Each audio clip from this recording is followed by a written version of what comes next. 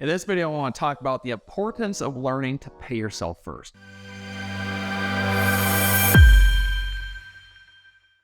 This is something I taught my daughter from the age of, I think about 9, 10, 11, something like that. But I taught her, first of all, to manage her money based off of percentages, right? So since she's little, right now she's 15, so we're getting ready to change her percentages so that she can focus on, buying her car, all that stuff that's coming in the future. We focus on percentages so that she knew when she got paid, whether it be from a gift or whether it be from earning something such as, her babysitting money, she knew how to divide her money. When we divide our money based off of percentages, we are staying in control of it, right? We're not, money's not controlling us. Instead, we're controlling our money and we're telling it where to go.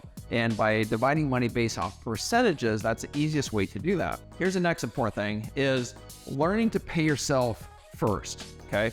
What that means is every time you get paid, right? It doesn't matter whether it's from a job or whether it's from a business or whether, it's contract employee, it doesn't matter what it is, right? It doesn't matter how you're getting paid. What matters is that you're paying yourself first out of every time you get paid. So, and it doesn't really matter what the percentage is, at least in the beginning. What matters is that you're making that a habit, okay?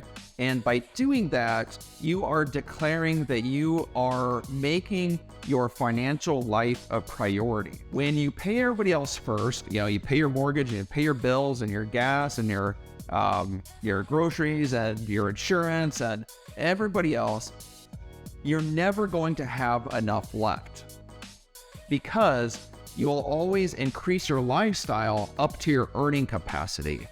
And if you do that, you're always going to be paying everybody else. Whereas when you make paying yourself a priority, you get to, make your percentage that you pay yourself the top priority, right? So I recommend to people at very minimum 10%, but let's just say right now you're completely maxed out, right? You've got what feels like every penny going in another direction versus paying yourself. In that case, it doesn't matter where you start, right? Start at 1% if you have to. Once you get to where you are comfortably paying yourself 1%, and after a quarter of doing that, maybe bump it up to 2% or 2.5%. After another quarter, you get used to doing that, maybe bump it up to 5%, right? And you keep pushing that up. What's going to happen is that you are going to see your savings build. And once you start to see that savings grow, you will get excited about it. You will like to see what's happening.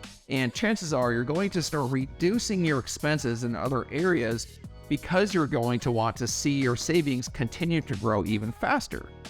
And then here's what happens is that once you get your savings to a large enough amount, then you can invest it. Okay, so that might be 5,000, 10,000, 20,000, 30,000, doesn't matter what the amount is. But once you get it big enough to invest into something that you are comfortable investing into, now you invest it, that money is now making you money, and you continue and you start the cycle all over again, investing back into that account over and over every single time you get paid, and then it gets big enough, you reinvest it into something. Okay, now you have two investments that are paying you every month, and you repeat the cycle over and over.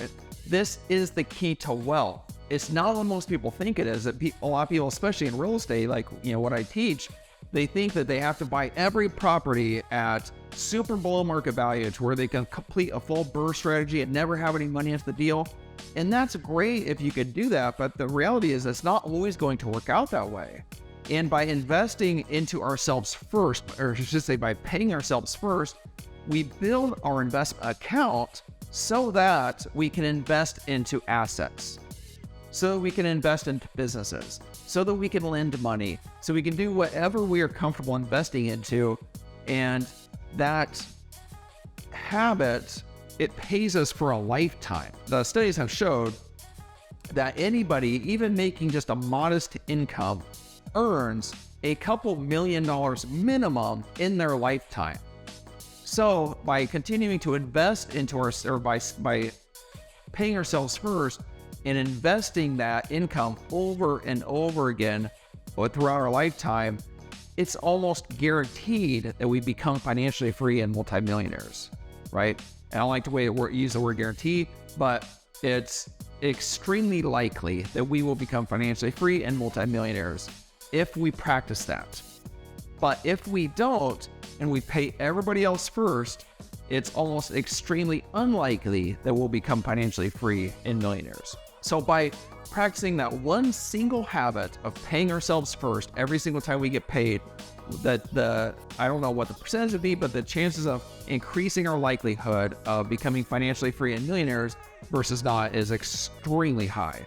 That one single habit is the biggest differentiator in whether we become financially free and millionaires or whether we become, whether we stay relatively broke and never have that financial freedom. Hopefully you enjoyed this video. Be sure to subscribe and be sure to share with somebody that you feel like this would add value to them as well.